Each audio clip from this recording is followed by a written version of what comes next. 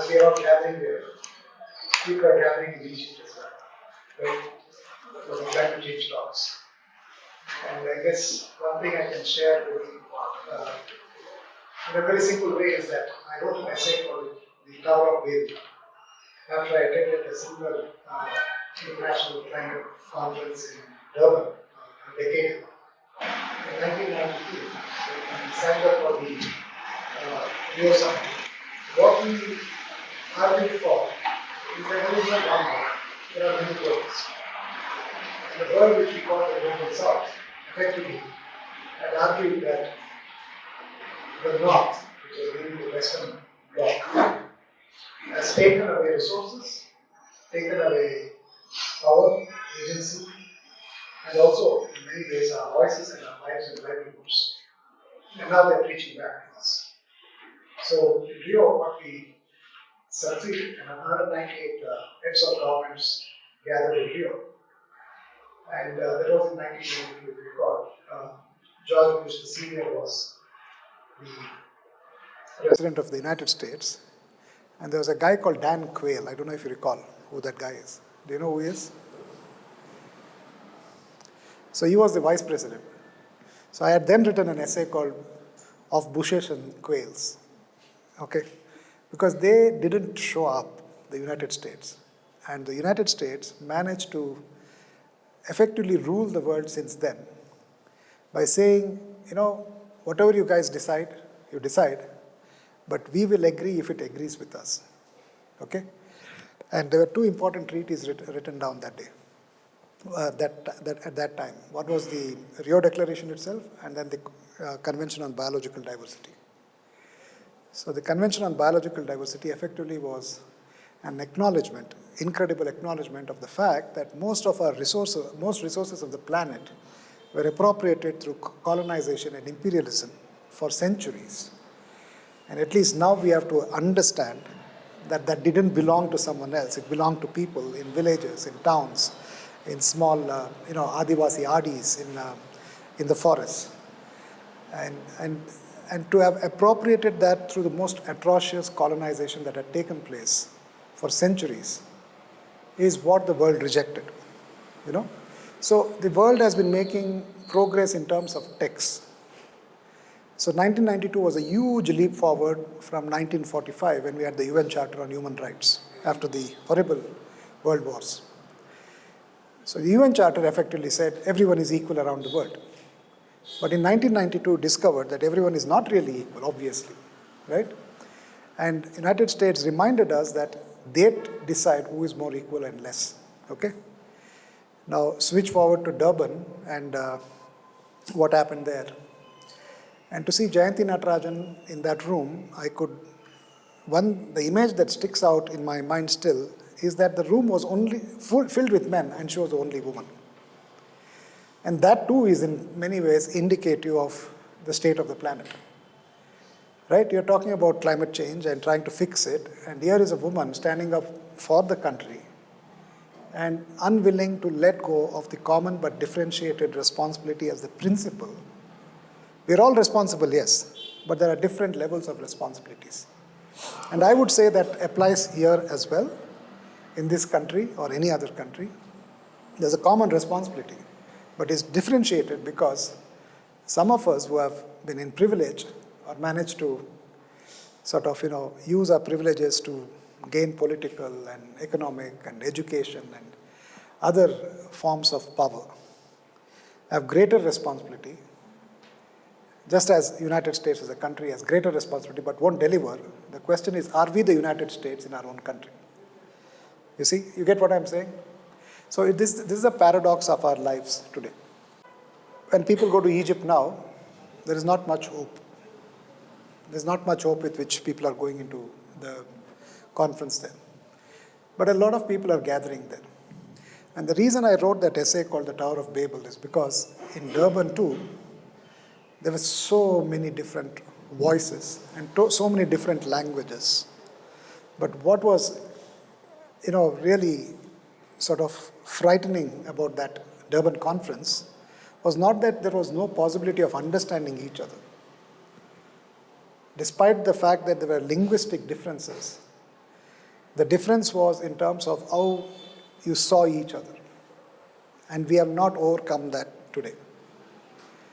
And in this country now, while climate change is such an enormous problem, right? And we have suffered it in Bangalore. There are two other C's. One is, of course, people call it corruption. But you know, the way I look at corruption is, if you're poor, corruption creates spaces. Without corruption, you cannot survive as a poor person in a city. Without corruption, you cannot survive as a Dalit in a village. So corruption creates spaces. So what is corruption for the middle class is actually space creation for the poor. And just yesterday I saw the Hoteliers Association has called out saying all the street vendors should be sanitized and they should be made to sell the food by the same standards that hotels have required to adhere to. Now just imagine what that means. So if you go into hotels, it's not that the food is clean. Right, we just don't know. We just eat because it comes so well presented. But at least in a street vendor, you know what is there. You can ask him and he'll tell you. If he's using fake oil, you'll know it. And here's a frightening aspect. A friend of mine was an agricultural scientist. He worked in Monsanto to create GMOs. BT brinjal is one of them. And then he got disgusted 10 years ago. He left it, and today he set up a school of natural farming. His name is Manjunath. So I asked him what kind of life was it to be in Monsanto. He says it was the most atrocious life. So he walked away from it all. And he now advocates through the School of Natural Farming how you can just step away and actually become yourself, become calm, become alive, become non-destructive, become nurturing, all those values. And this goes around. And he says, I have not been happier. I have not been healthier. Okay? So his brother tells me at that time that almost all the food that you eat, which is cooked in oil, 60% of the oil, do you know where it comes from? It comes from petroleum product called paraffin oil. So when you buy stuff, and he says take any branded oil, he says they cannot sell it at that rate if it is pure organic or just coconut oil, even forget organic. He says you cannot sell it because the raw material, processing costs, marketing, etc. will peg it at least twice as much. So this is where we are, right?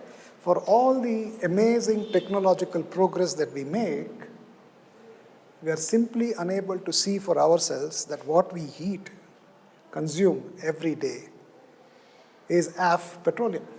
So when you fight against carbon emissions in the atmosphere, what you're not aware of is that you're actually eating carbon through petroleum product. I mean, just wrap your head around what that means in our lives. Okay?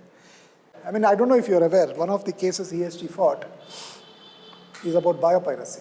CBD, the Convention on Biological Diversity, effectively affirmed, not for the first time discovered, affirmed that whatever is there in an area belongs to that area. It's a very simple truth. So let's say you go to my hometown, Kurg. We were just talking, Arjun and I. He said there's a new project called foraging. And I said, what is that? And he explained. Then I said, why do you need a project? That's the way of life. Why do you need to make a project out of it, right? Maybe there is a reason. I'm not questioning the reason. But foraging is how we grew up. So is that not how you should live, right? Do you need to go and buy vegetables from a shop? Okay, so I'm just saying this because this is an imagination of necessity today in a place like this. But you don't need to imagine that. That's how you are. Right? And in the evenings, in the nights particularly, when the fishes came to, particular calmer waters, we'd go and catch fishes in the night. But that is how life was there. And life continues to be, by and large, in many parts of that area, like this. And it's not too far in distance, 5 hours from here. But in that 5 hours from there to here, you've traveled so far away that you have to walk into a store, you pick it up in a plastic foil. And there was time when we were kids, when you went to a bakery, You waited, the guy would take the loaf of bread out, he would slice it for you, or then later on a machine came where he would put it, and it was quite exciting to see the bread pass through and it will slice, and he bags it and gives it to you. Do you need any technological advancement beyond that? That today the sliced bread comes from some factory far away in a truck, which is placed here, I don't know when, and it has a date, and you trust the date. Don't consume after 4th of November. Maybe it was don't consume after the day it was made, right? But if it has to be said that way, then obviously they have put some chemicals so that you don't see fungal patches on it, right? You keep it for another day or two, fungus catches on, but it comes wrapped in plastic. We have walked through, one of the exciting things about growing up in Bangalore was to go and get groceries. And now that might not excite you, but for us it was exciting because I'll tell you where we got groceries. Different things came from different places. For instance, you went and bought meat and, fish and crabs and other things from city market. And then the vegetable markets, you knew people. Today you don't have that relationships. So the city has a powerful ingredient which is welcoming if you are, let's say, somebody who has been discriminated against. Say you're a Dalit or a Muslim. You come, there is sense of anonymity. And that way the city is in a welcoming space. In a village, if you're a Dalit, you're obviously not allowed inside the village.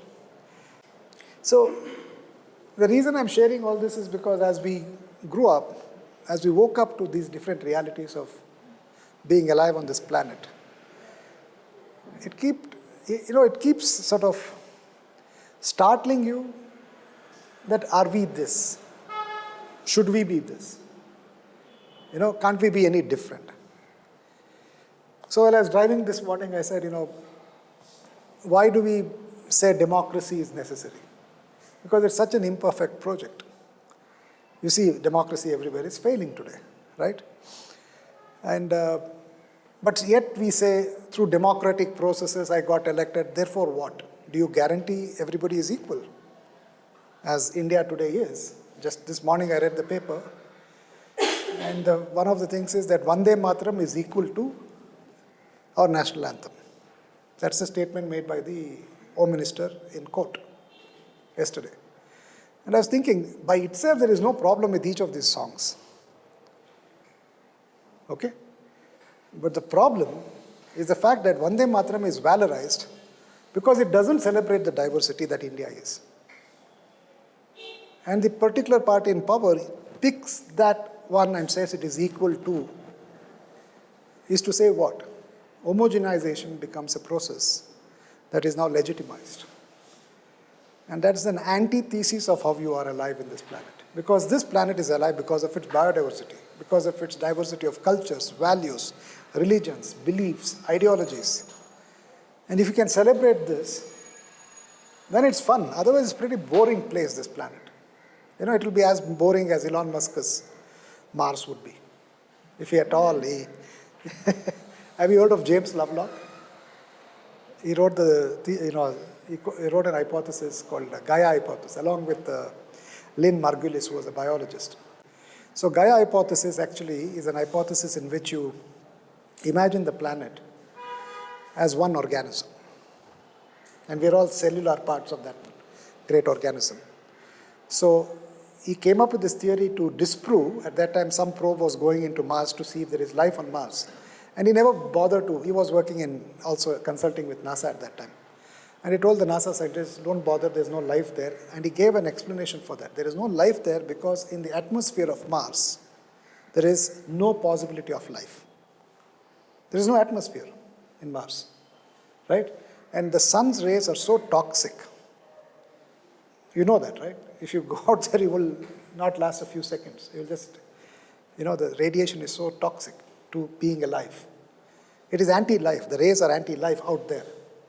And he says the earth is a living organism because it creates this wonderful shield called our cloud cover, which makes the toxic light into nurturing light.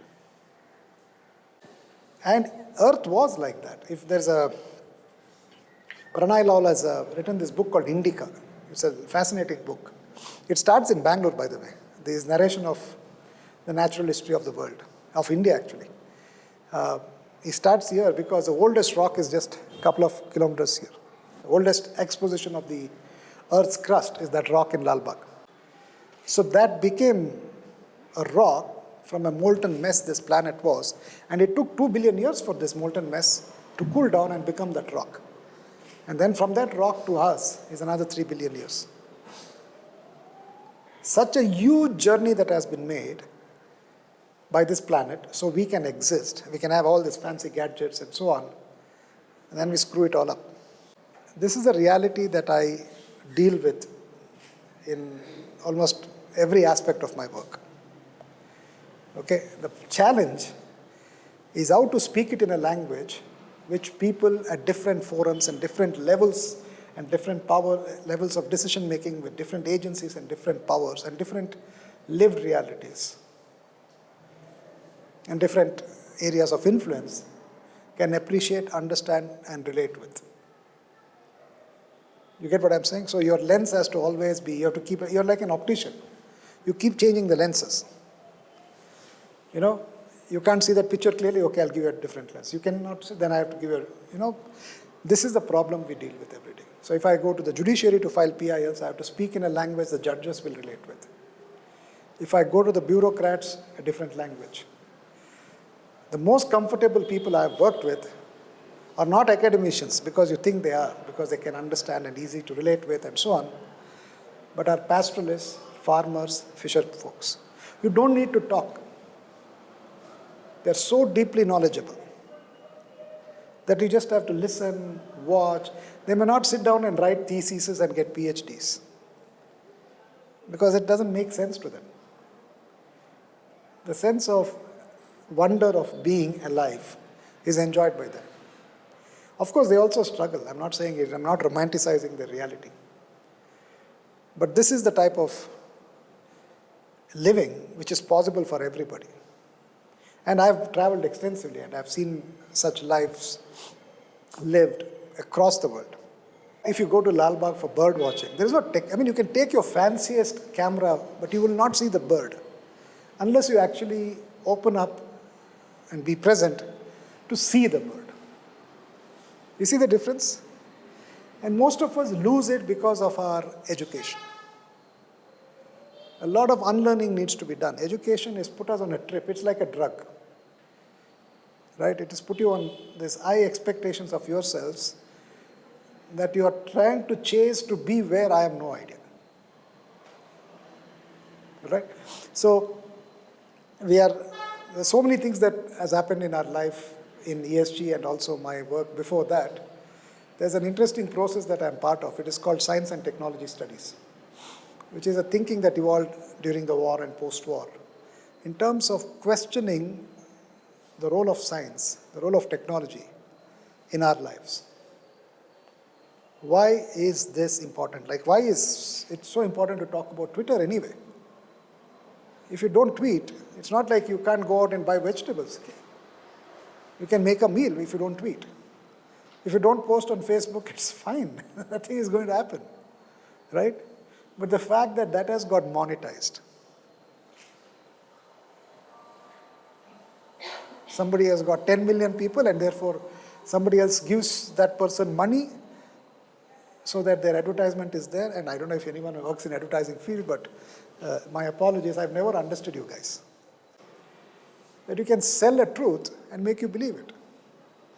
Just walk into any store today and see how much of the food stuff that is there is without sugar and salt, which you don't need. I challenge you. Try and find one product. When we were kids, we could walk in and we could find that. And if we wanted a sweet, there would be a particular thing which had the right kind of sweet. So how in one generation have we become like this? So where is it going to take us in the next generation and 2 generations thereafter? So these are real questions that we need to ask. As much as these are the questions that a group of scientists and social scientists across the world are addressing through STS, Science Technology Studies Forum. And there are no easy answers. So, are we a species that has been caught in the toys we created, which is technology? So, these are some of the questions that come to us quite frequently. And one of that is in that biopiracy case. And what I want to say about that, I'll stop after that, we can take some questions. When Monsanto introduced BT brinjal, okay, all they did was took a strand, a DNA strand of a bacteria and put it inside the brinjal where it changes its molecular composition and takes over the plant. And what it does is, bollworms which come and eat and drill through the brinjal stem, they eat it, it goes into their gut, and it guts out. They actually have their guts thrown out of their anus. It's a violent death for the bollworm. And that brinjal is brought to your table and said, this is good for you. You understand what I'm saying? Is your gut any different from that of that insect? Have you evolved so much at the cellular level that it is any different? Okay? This is one part of it. The other part of it is this. 16 varieties of brinjal. India and Bangladesh and Pakistan and Nepal have 2,500 varieties of brinjal here. 2,500. That is the biodiversity of this region. So it is called a mega diverse region. So of which maybe a couple of hundred we cultivate. Many of them are toxic, you can't eat it. You'll find them in the wild. 16 varieties which farmers had cultivated.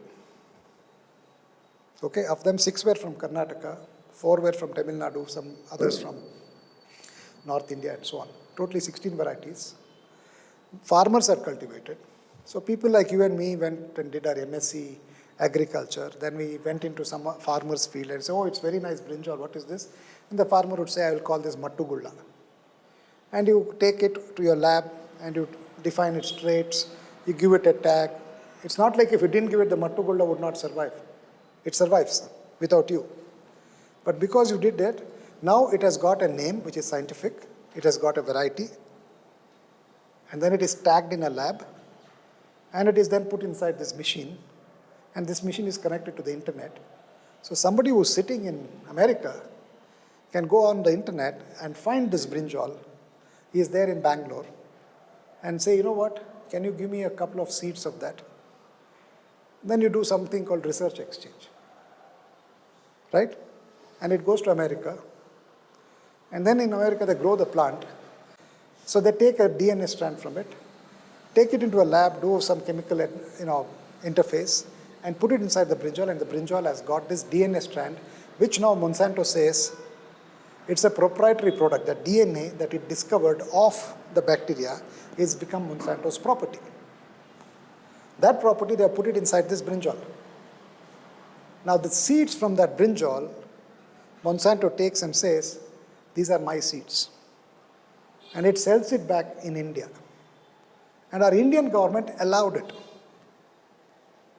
by an agreement.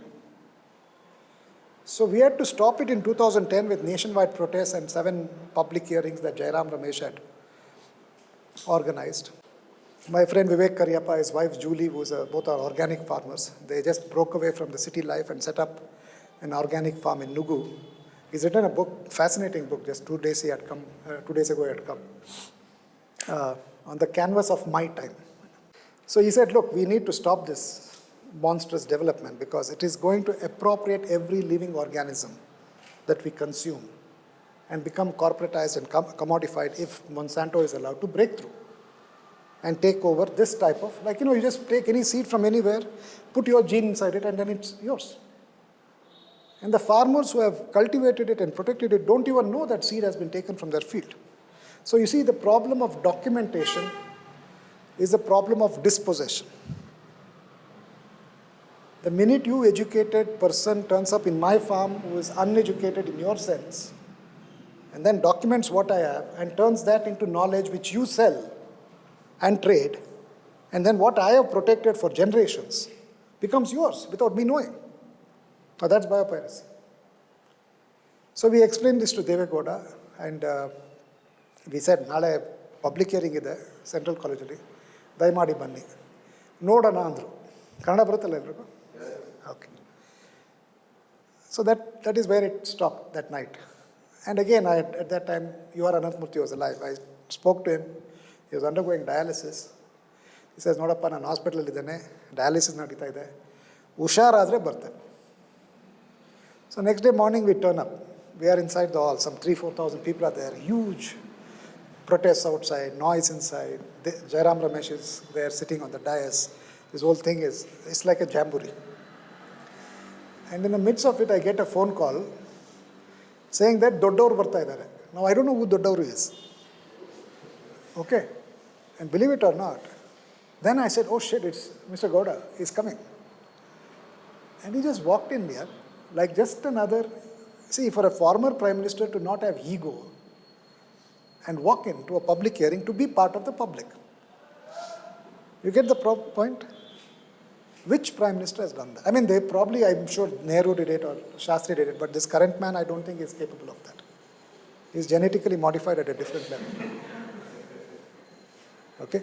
So anyway, now the reason I bring it up is because Jairam Ramesh then issued a moratorium. You know that, no? But in that document, moratorium decision, you'll also see in the footnote, Jairam Ramesh says, 2 individuals raised questions of great impropriety and in anti-democratic ways, questioned, but whatever.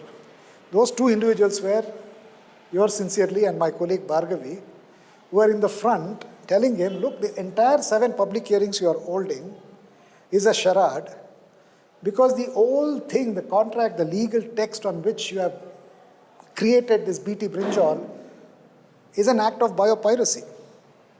And he dismissed it. He says, no, it's not an act of biopiracy.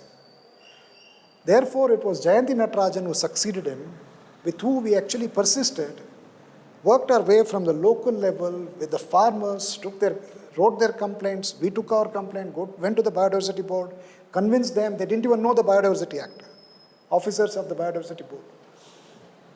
Taught them how to understand it. For instance, I still remember a forest officer saying, Namgo Biodiversity Act ge yen sambandha ide. Not kidding. It was in the DC of office in Mysore when we were. Now, yen uttara kododu idakke? How do you answer this? Just, this is where our country is. All right? Then finally went to National Biodiversity Authority in Chennai. They were not willing to stop it because it was stacked. The entire board was stacked with people who wanted to push the product. And therefore, we had to go to the parliament and made sure that opposition people would raise questions which would force a response from Jayanti Natarajan in parliament. And when she is going to do that, the file is missing in Delhi. Then the file is traced. Then she takes it home and says, the file is always in front of me, with me all the time. And she takes the file and she makes a statement, this complaint by Environment Support Group is legitimate. And we have directed the National Biodiversity Authority to investigate and take action according to law. That was a historic shift in the stand India has taken, because it's all fine to write international treaties, sign them up like CBD and so on. But how do you operationalize it? When we looked into the history of our country, there is not a single case of biopiracy filed against anybody. And when Bhargavi called the then chairman of NBA, Gautam, she pretended she was a teacher and she doesn't know the Biodiversity Act. She had heard about BT brinjal. Dr. Gautam, who was supposed to be the custodian of biodiversity of India, says, ma'am, all those laws are there, but this is India. In effect, saying that we are not going to punish Monsanto. All right? This variety, 16 varieties, of course, the moratorium stopped it there. We filed a case. There was a charge sheet filed against Monsanto in Dharwad Judicial Magistrate First Class. That is a criminal act. They appealed against it. It came to the High Court. There was a Justice Pachpure. Brilliant order. He did not allow the appeal. He said, charge them, try them, let it go to criminal court. It went back to the criminal court, summons are issued, summons come back by saying, we don't know where Monsanto is. The police could not find Monsanto in this entire country. Monsanto can find every farmer, but police cannot find Monsanto. This is the record in the court. Then the appeal in the Supreme Court, some judges in the Supreme Court who were favoring Monsanto stayed it, and it has been stayed for 12 years now. Every month my challenge is to go and get an application filed for early hearing. You know how many Chief Justices have heard this case? 5 Chief Justices. I'm hoping Chandrachud, who is going to be Chief Justice, he was then not Chief Justice, he has heard the case. And he says there is a very important issue here, we have to resolve it. That was 7 years ago. But it never went to final hearing. It has been stuck at final hearings from 2013 it went there, now almost 9 years. 2010 is when we started the process. So I'm giving you the story to tell you how difficult it is to protect a single species. And this is a mega diverse region.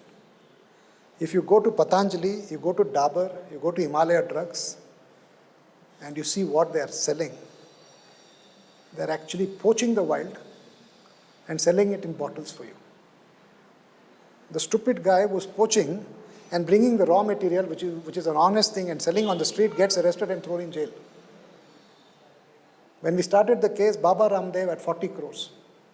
Today has 50,000 crores. So this is the reality of India. And of course, this money just doesn't remain silent. It finances the politics which breeds them and supports them. So the question that we need to ask ourselves is that if you're critical, if you reason, if you deeply understand the situations we are in and want to do something which, it's not about you. You are just an instrument. Where are we in the scheme of things? We are insignificant. Okay? And then you got to think about what are we doing every year, meeting in one or the other location. This time it's Egypt, next time it will be somewhere else, last time it was Scotland. So our problem as a small group of people that we are is to ask these questions. And these are we are not in a popularity contest. We are not into advertising. We don't know how to raise money. All the time we have lost money. Okay, we know how to work, right? But our work is not considered valuable. So our families gave up on us a long time ago. They are wondering, how do you even survive? We are supposed to be IAS officers or engineers or MBAs. None of that we are. Right, so we have become who we are. I don't know what we are, but that's our journey. So I just gave you one sense of what our work is. I'll leave it there.